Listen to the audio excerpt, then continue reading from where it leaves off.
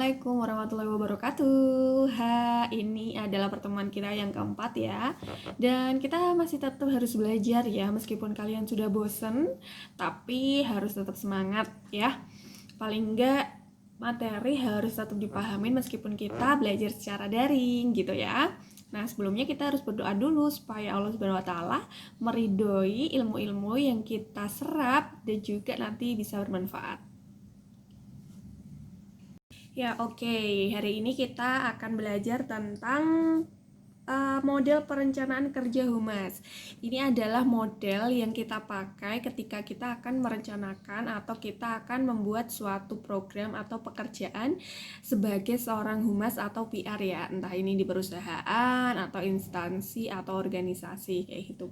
Yang pertama, kita harus mengenali situasi. Maksudnya mengenali situasi itu seperti apa, Bu? Gitu pasti. Nah, kita harus tahu nih di mana posisi kita berdiri di perusahaan ini. Kita sebagai PR atau humas, kita harus tahu perusahaan ini tuh di bidang apa sih gitu.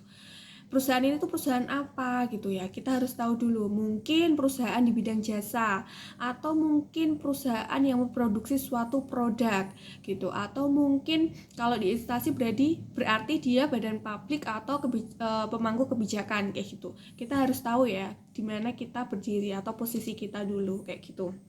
Nah, kalau misal sudah tahu, kita harus tahu tentang persepsi masyarakat dan juga karyawan atau orang yang ada di dalam perusahaan atau instansi tersebut gitu.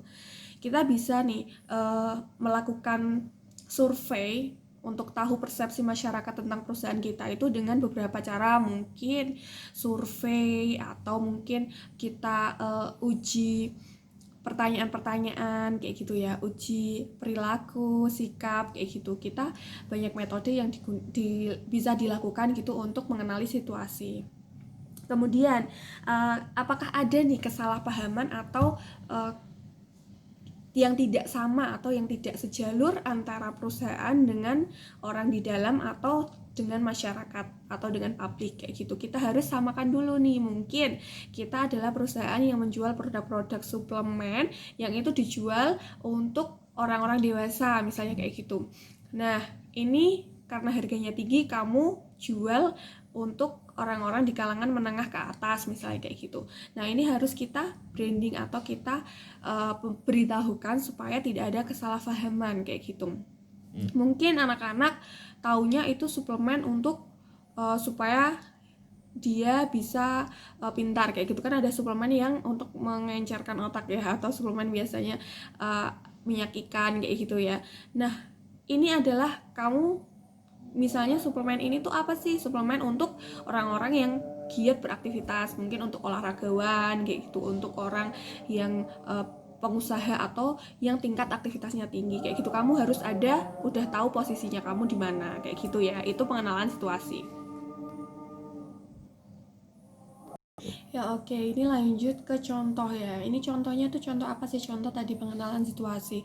Jadi Grameen Bank ini adalah bank yang ada di Bangladesh ya. Bangladesh itu kan salah satu negara yang miskin ya. Nah, ini adalah dia sudah punya nih. Dia sudah punya positioning yang baik. Jadi gimana sih maksudnya positioning yang baik itu? Dia sudah tahu nih dia berdiri di mana kayak gitu. Karena apa? Karena setelah pengenalan situasi, kamu sudah harus tahu penetapan tujuan dari kerjaanmu atau program kamu kayak gitu, atau perusahaan kamu. Nah, di Grameen Bank ini dia adalah salah satu bank yang ada di tengah-tengah masyarakat miskin. Nah, sementara bank itu apa sih? Salah satu tujuan bank adalah mengentaskan kemiskinan kan gitu ya, termasuk dari Grameen Bank ini.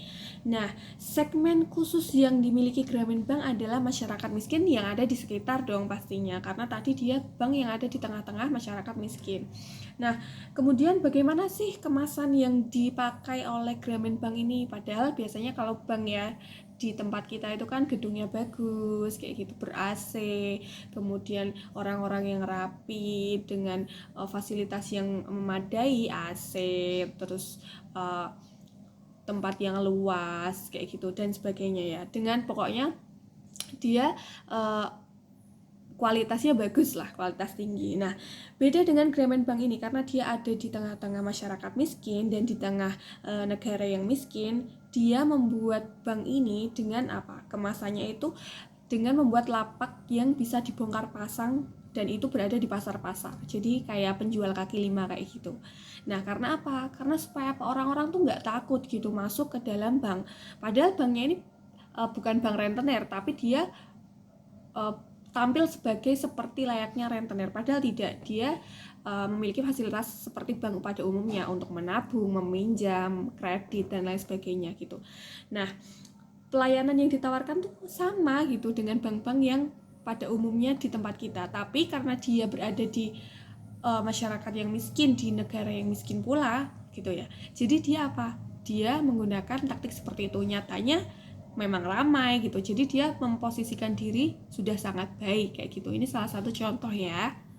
Lanjut, setelah kita mengenali situasi, menetapkan tujuan, sekarang kita mendefinisikan khalayak gitu ya. Maksudnya apa? Khalayak yang akan kita targetkan gitu. Kita harus membatasi khalayak. Jadi nggak bisa semua khalayak kita ambil kayak gitu. Kita harus memprioritaskan khalayak kemana yang akan kita tuju.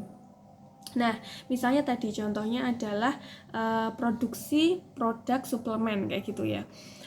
Itu yang akan kita tuju layaknya yang paling sesuai itu apa sih? Itu suplemen untuk membuat bugar atau doping gitu ya. Jadi orang-orang yang aktif berkegiatan pastinya kayak gitu. Jadi siapa sih orang-orang yang aktif kegiatan? Contohnya ada olahragawan, ada pengusaha, ada pedagang kayak gitu ya. Terus ada siapa lagi? Ada aktivis kayak gitu. Orang pekerja, karyawan dan lain sebagainya. Jadi kita harus fokus ya, kalayaknya itu harus benar-benar ditargetkan atau dikerucutkan yang memang paling cocok itu siapa sih kayak gitu. Itu namanya definisi kalayak. Setelah mendefinisikan khalayak, saatnya sekarang kita memilih media. Nah, media untuk PR dan humas ini sebenarnya banyak banget ya pilihannya. Jadi nggak membuat susah teman-teman ketika nanti bekerja di perusahaan atau di instansi menjadi seorang PR atau humas gitu ya. Ini malah yang paling disenengin biasanya, apalagi kita anak KPI ya, komunikasi penyiaran Islam. Kita pasti sudah biasa bermain dengan media kayak gitu.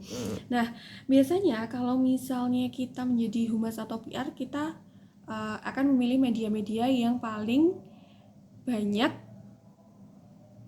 mengambil perhatian khalayak kayak gitu ya. Kalau sekarang misalnya kita pasti handphone lah ya. Selain praktis, dia juga semua orang pakai kayak gitu. Selain itu mungkin ada surat kabar, mungkin ada beberapa lah ya yang pihak-pihak yang masih memakai surat kabar kayak gitu. Jadi sebenarnya kalau media itu apa aja yang penting bisa menjangkau banyak khalayak kayak gitu ya.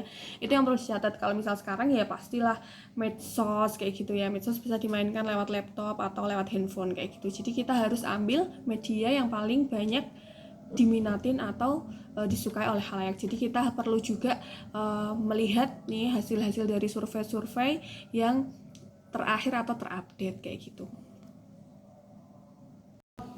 Oke, kita masuk pada perencanaan anggaran ya, karena setiap acara, kegiatan, program apapun membutuhkan biaya. Jadi ini kita perlu rencanakan atau agendakan ya sebagai perencanaan anggaran. Nah, menurut Smith ini kategori anggaran ada beberapa. Pertama, personalia, ini terkait orang-orang yang terlibat dalam kegiatan. Honor untuk pembicara, honor untuk moderator, untuk MC, untuk tim, dan sebagainya. Pokoknya terkait orang-orang yang ada dalam kegiatan. Kemudian ada juga bahan-bahan materi. Jadi ini materi yang dipergunakan ketika program, misalnya materi dari narasumber yang harus dicetak kepada peserta, atau alat-alat tulis yang harus digunakan untuk peserta atau modul dan sebagainya. Kemudian media cost, ini adalah pembiayaan untuk media, misalnya ingin ngiklan gitu atau membuat poster, banner dan lain sebagainya. Ini masuk kepada media cost. Kemudian alat dan fasilitas, ini adalah terkait dengan persewaan sound system, kemudian tempat gitu ya, kemudian kursi, meja dan lain sebagainya. Itu terkait pokoknya alat dan fasilitas yang kita pakai ketika kegiatan kayak gitu. Terus administratif items, nah ini adalah biaya fotokopi yang kita gunakan, biaya komunikasi, pulsa gitu untuk menghubungi narasumber atau membagikan broadcast kepada peserta kayak gitu. Dan juga alat proses komunikasi ya, atau juga tiket-tiket yang harus kita gunakan untuk narasumber datang kayak gitu. Kita mendatangkan narasumber atau kita harus berkoordinasi dengan tim mana kayak gitu, itu masuk pada administrative items kayak gitu ya. Ya, yang terakhir adalah pengukuran keberhasilan atau kegagalan. Nah, ini adalah pengukuran hasil ya, hasil akhir setelah kita selesai melaksanakan sebuah kegiatan gitu. Nah, ini bisa diukur dengan metode pengumpulan yang sesuai dengan tadi di awal ya, ini pengenalan situasi. Ini sama ya, yang bisa kita gunakan itu metodenya sama, bisa uji sikap, kemudian metode pengumpulan pendapat gitu, dengan kita membuat blanko kemudian diisi oleh masyarakat gitu, atau survei kepuasan masyarakat atau kepuasan dari peserta. Misalnya waktu kita adakan acara, kita mengundang beberapa peserta gitu, kita setelah selesai sebuah acara kita bagikan survei kepuasan peserta kayak gitu. Nah, itu sebenarnya metode yang digunakan sama ketika kita ingin menganalisis situasi di awal tadi gitu ya. Yang terakhir, terima kasih sudah mau belajar dengan ikhlas, dan jangan lupa materinya dimasukkan ke sini ya, jangan masuk sini keluar sini. Dan terima kasih juga perhatiannya, jangan kapok, tetap semangat. Wassalamualaikum warahmatullahi wabarakatuh.